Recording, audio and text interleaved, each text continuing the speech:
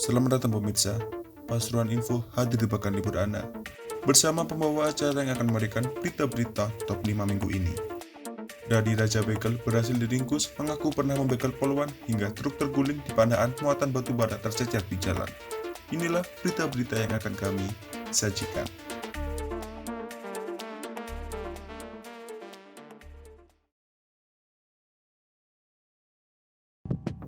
Rencana Miftahul Anwar, 31 tahun, warga Tompekersan, Kecamatan Kabupaten Lumajang untuk mengantar pasir ke Madura berantakan, menyusul kecelakaan tunggal yang menimpanya.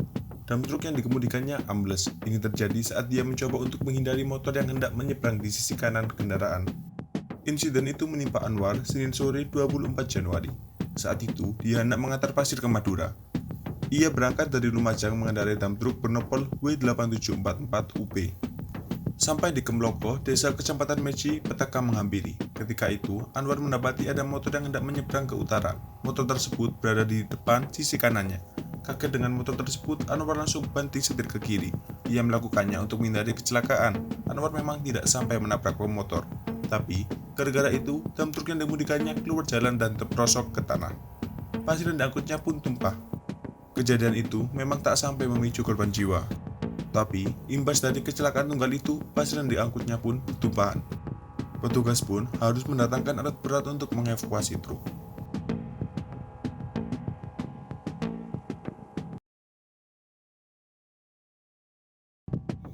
Pemkot Pasuruan akan memprioritaskan hasil karya penyandang disabilitas untuk dipamerkan dalam setiap kegiatan atau pameran. Pemkot juga akan memprioritaskan pemberian bantuan bagi para perajin dari kalangan penyandang disabilitas agar bisa terus berkarya. Penegasan itu disampaikan Wali Kota Pasuruan, Saifullah Yusuf atau Gusipul saat mendatangi Rumah Craft milik Perkumpulan Disabilitas di Kelurahan Kepel, Bukul Kidul, Kota Pasuruan, Selasa 25 Januari. Menurut Gusipul, penyandang disabilitas tidak hanya butuh support permodalan, tetapi juga harus disupport proses pasca produksi. Misalnya, mempermudah perizinannya dan bantuan transportasi agar karya mereka bisa mendunia. Bantuan dari Pemkot Pasuruan untuk penyandang disabilitas ini, kata Gusipul, juga untuk menjalankan visi dan misi Kota Madinah khususnya untuk bidang harmoni warganya. Sementara, Ketua Komunitas Omakraf Mabrur mengatakan Perkumpulan Disabilitas Kota Pasuruan memiliki tekad yang kuat dan tetap ingin berkarya dan berproduksi. Tidak hanya meminta, tetapi mereka bisa memberikan sesuatu yang berbeda.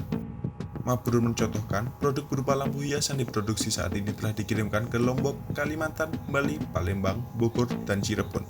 Bahkan, pada 2021 lalu, ia juga sempat mendapatkan pesanan dari luar negeri, yakni Malaysia hingga Singapura.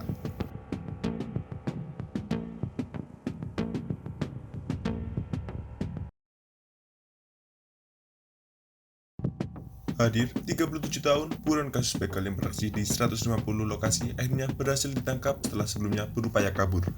Saat kasusnya dirilis, warga desa Prososari, Kecamatan Grati, Kabupaten Pasuruan itu mengaku nekat melempar bondet ke polisi lantaran kepepet. Menurutnya, dirinya merasa terancam dikepung petugas. Karena itu, dia langsung mengambil bondet dan melemparkannya ke arah petugas yang hendak masuk melalui pintu belakang rumahnya. Hadir sendiri mengaku sudah lama melakukan aksinya mencuri kendaraan bermotor, yaitu sejak 2015 atau 7 tahun lalu. Namun, dia mengaku tidak pernah melukai satu korban pun, baik menggunakan senjata tajam ataupun bondet. Menurutnya itu hanya digunakan untuk menakut-nakuti saja. 7 tahun beraksi, sudah banyak motor yang dicuri pelaku dan komplotannya. Namun, hasil kejahatan itu tidak digunakan untuk memenuhi kebutuhan hidup keluarganya, melainkan untuk membeli barang haram lainnya yakni sabu-sabu. Setiap kali berhasil melakukan aksi kejahatan, pesta sabu pun digelar. Namun, pengakuan Hadir tidak pernah membondet korbannya dibantah oleh Kasat Reskrim Polres Pasuruan Kota AKP Bima Sakti. Menurutnya, ia pernah melemparkan bondet di TKP Gondang Wetan. Hadir sendiri merupakan spesialis pencurian kendaraan bermotor.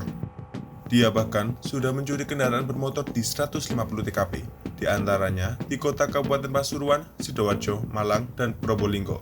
Dari tangan Hadir, polisi menyita barang bukti berupa 2 bilah celurit, 2 bonet, serta 2 unit sepeda motor hasil curiannya. Korbannya mulai dari warga sipil dan anggota Polri. Hadir mengaku pernah membegal poluan pada 2017.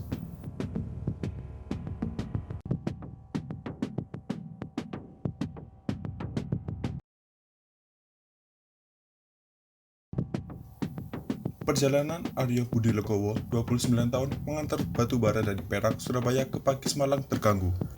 Itu setelah dam truk bernomor N9060UY yang disopirinya terguling di jalur Surabaya-Malang jelang Simpang 4 Kasri, Kelurahan Petung Sari, Kecamatan Pandaan, Kabupaten Pasuruan. Truk terguling Kamis 27 Januari sekitar pukul 00.15 dini hari. Saat truk terguling, arus lalu lintas tengah sepi. Dam truk dari Perak mau kirim batu bara ke pabrik di Pakis, Malang. Sesampainya di ruas jalan, truk berjalan di laju lambat dan berjalan agak miring. Lalu kemudian terguling tak lama dari jalan miring. Sesaat sebelum terguling, Budi, sang sopir dan kernet yang bernama Kukuh berhasil menyelamatkan diri, keduanya pun tak alami luka berarti. Hanya saja, sebagian muatan batu bara dalam kemasan karung sak tumpah ke badan jalan. Kecelakaan tunggal itu sempat memicu kemacetan di jalur Surabaya-Malang. Muatan batu bara yang tumpah pun dievakuasi, dipindah ke truk lain. Kecelakaan tunggal ini disebabkan karena kurang kehati-hatian sopir dam truk muat batu bara ini.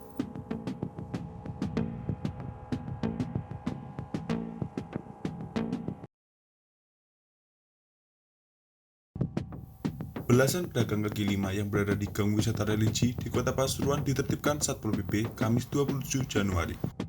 Keberadaan mereka kerap dikeluhkan warga sekitar. Kasatpol PP Kota Pasuruan, Nur Fadoli mengungkapkan warga mengeluh bahwa PKL yang berjubel di gang menuju makam Kiai Abdul Hamid mempersempit akses masuk para peziarah. Mereka kemudian meminta Satpol PP agar menertibkannya. Selain itu, Fadoli menyebut penertiban ini dilakukan agar kawasan tersebut terlihat lebih rapi. Pemkot sendiri sebenarnya menetapkan sekitar kawasan tersebut bersih dari PKL. Menurut Fadoli, sebelum penertiban, para pedagang sudah diberi sosialisasi agar tidak berjualan di dalam gang. Mereka bahkan juga sempat diundang ke kantor Satpol PP dan diminta membuat surat pernyataan yang menegaskan kalau mereka sanggup berjualan tidak di dalam gang. Sebagian dari mereka patuh dan memindahkan lapak mereka keluar gang.